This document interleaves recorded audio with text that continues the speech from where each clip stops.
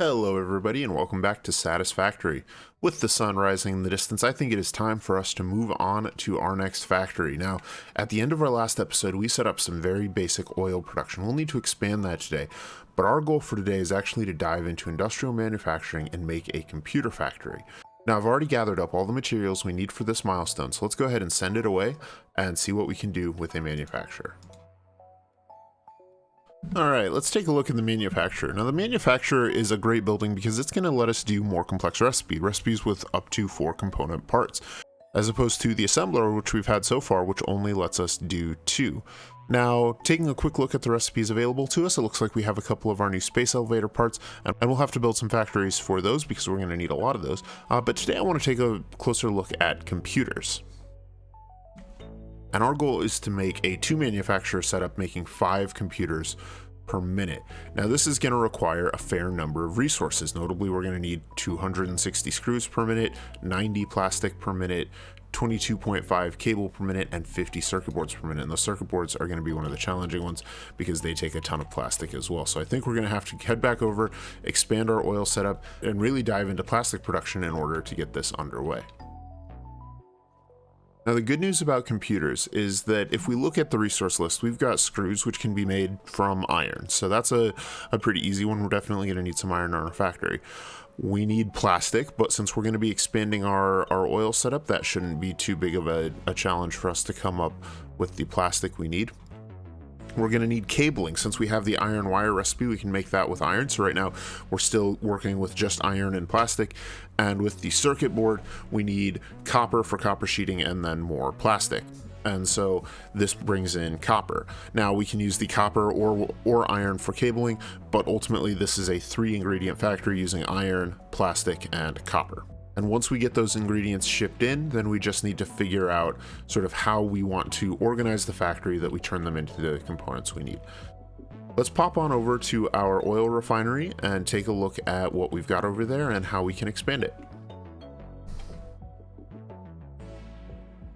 All right, we've come across another lizard doggo, so let's go ahead and bring him home with us.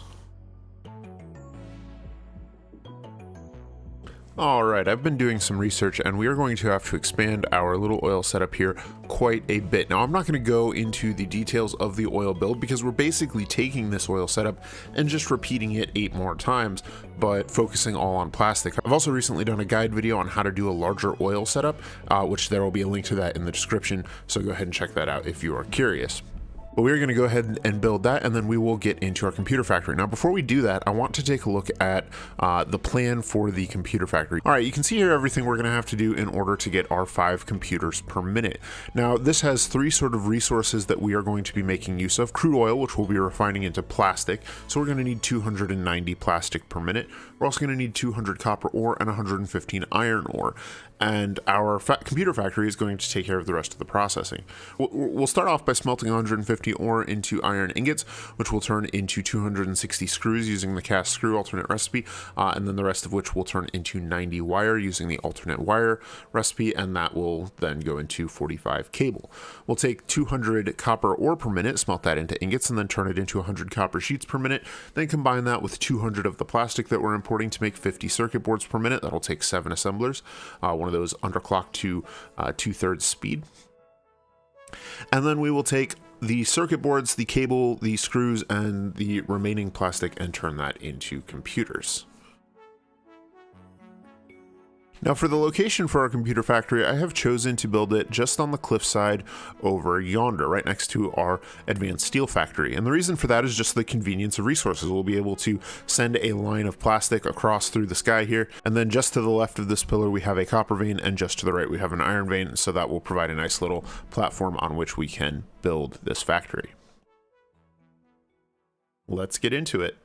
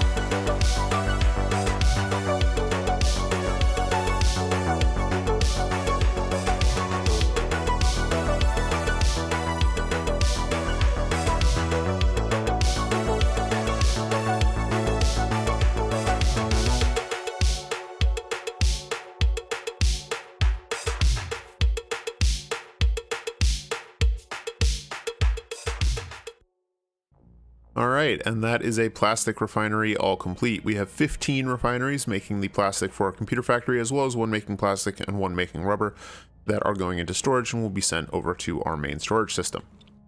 Right now we're syncing all of our output.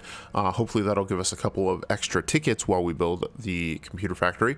But once we have the computer factory sort of in place, we'll take that line and redirect it up and across over to our assemblers and manufacturers on the other side. We're also taking all of the heavy oil residue, turning that into petroleum coke and sending that over the hill in the back there into a set of coal generators, which will burn it to provide a great deal of extra power.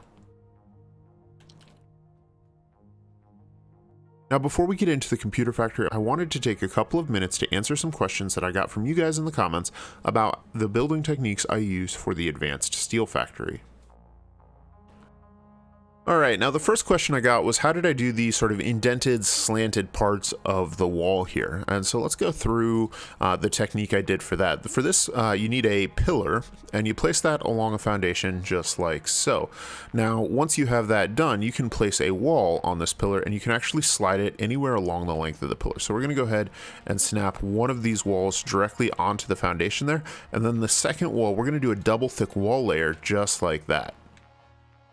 Now we're going to expand both of these walls, so let's get this up to 5 units high, should be good. There we go, and let's do that on both sides. There we go, and there we go. Perfect. And now we can eliminate the sort of parts of that we don't want there. Now, in order to create the, that's how we created the indent. Now, in order to create the slanted part, we simply use the ramp walls and the inverted ramp walls. And so you can place the ramp walls along the bottom and the inverted ramp walls along the top. And that's how you create that gap. Once that's done, then you can play around with the materials. And so I think in this case, we have it all as concrete. And then you can paint that concrete as well. So let's go ahead and just do that right there. And boom, that's how you do it. The second question I got was how I did the text on the top of the building, and this obviously is using signs, and you can see here that this is divided up across multiple signs. You can sort of see the gap in between them.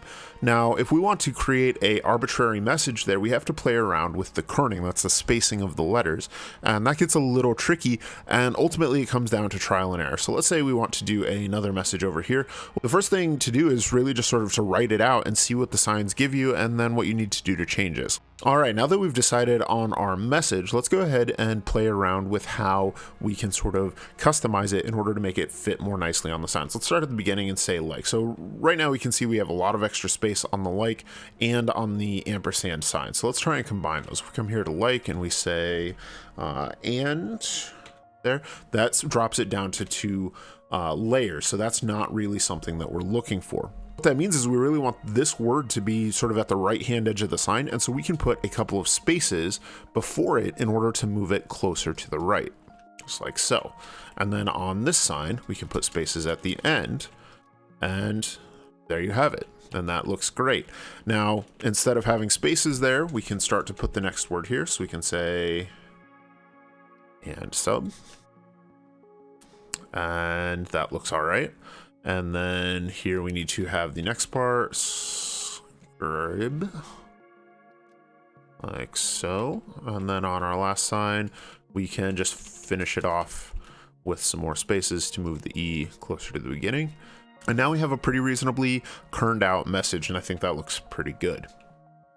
All right, and with that out of the way, it is time for us to turn our focus back to our computer factory. Let's get into it.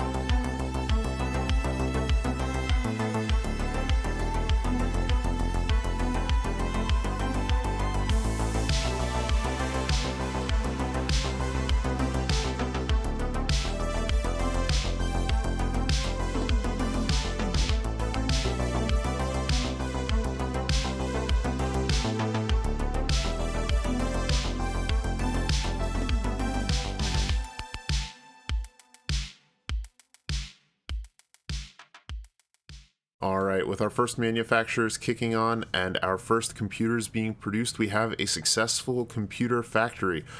We still need to set up the output for this and wrap the building, obviously, but I'm very pleased with how things turned out. Let's go through how it all works.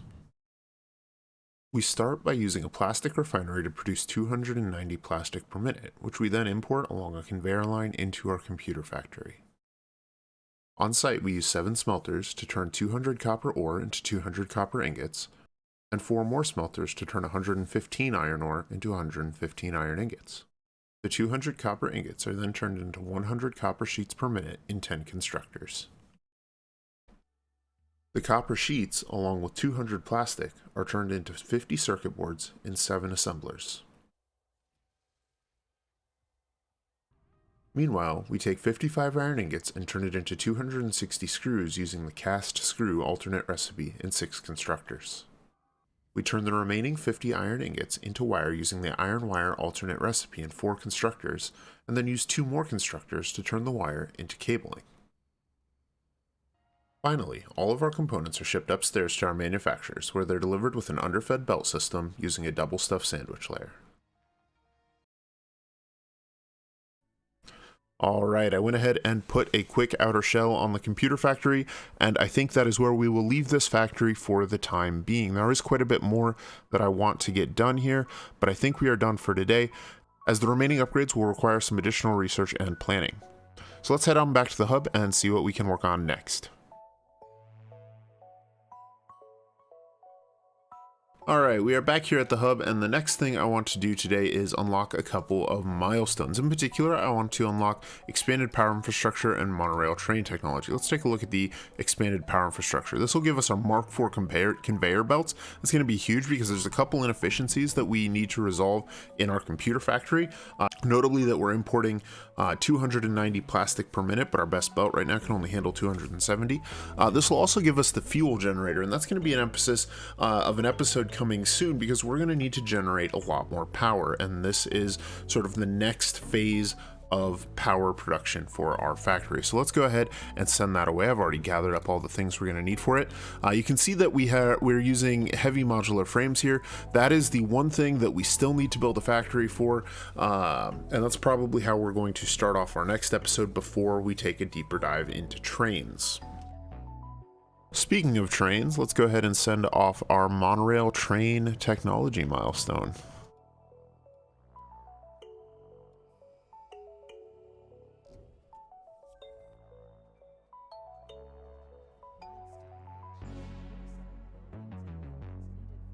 Next, I wanted to take another look at the MAM and see what research is left for us. We don't have any more hard drives right at the moment. We'll go exploring and find some more of those because there's a number of recipes that we want to unlock.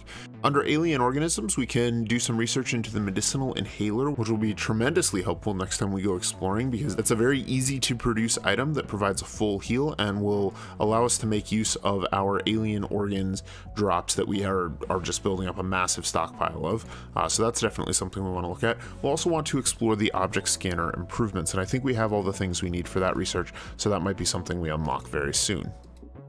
Under the Deuterium tree, I went ahead and picked up the high-speed connector research tree, which used a little bit of plastic as well as some deuterium, and that unlocked the supercomputer research. Now that's something that's going to be a little bit more involved, and we're definitely going to need to set up some factories for our high-speed connectors as well as our AI limiters before we dive into that, but that is something I want to do soon, because that is something that we can use to unlock a couple of more valuable technologies. Now, we haven't really spent any time taking a look at the mycelia tree, so let's go ahead and start unlocking some research there. This is going to give us a couple of very useful technologies.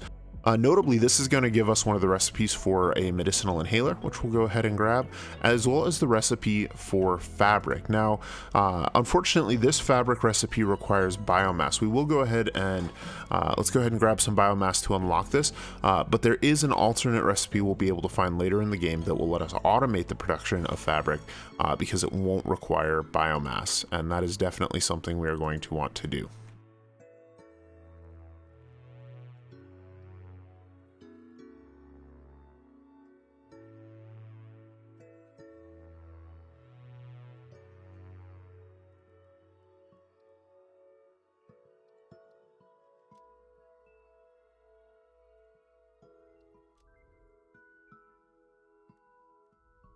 We also haven't really taken a look at the nutrients tree.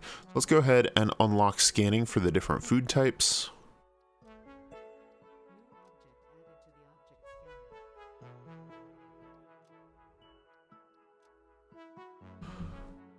And with those unlocked, we can now take a look at the nutritional mixture research, which will allow us to unlock, I believe, another alternate recipe for the nutritional inhaler. There we go.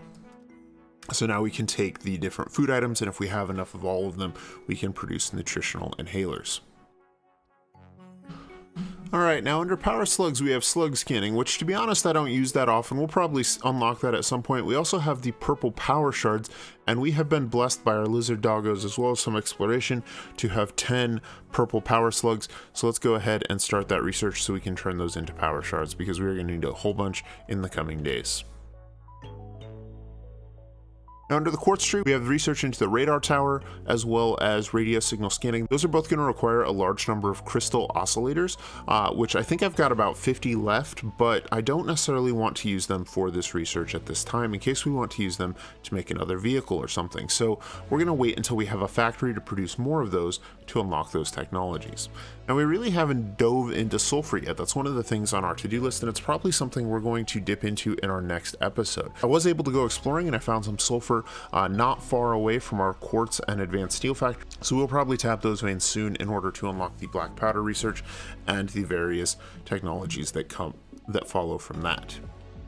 Alright, now to wrap up today, we're going to revisit our to-do list, which I have updated with a whole bunch of new things. We've gotten a few more doggos, but we certainly don't have enough for all of the power slugs we're going to be needing, so we'll need to pick up some more of those. We also have our heavy modular frame factory and our train line factory, which we're intending to knock out next, and then we have a whole bunch more that we will be exploring in the coming episodes. Notably, we're probably going to spend an episode playing around with fuel, both to build a fuel power plant as well as to explore the alternative fuel transport milestone and the jetpack. We're also going to be exploring the alternative oil recipes because that is a tremendous area of potential for us, and there's so much we can do if we do that efficiently. In addition to that, we've unlocked a number of important and useful recipes that we don't have factories for yet, like the supercomputer or the crystal oscillators. So those are things that we are going to be exploring in the future as well. Alright, I think that is where we will leave this episode for today. Thank you everyone for watching. I hope you've enjoyed this episode. Leave a like if you have, and subscribe if you'd like to see more. My name is Ben Dakoba, and I want you to have an efficient day.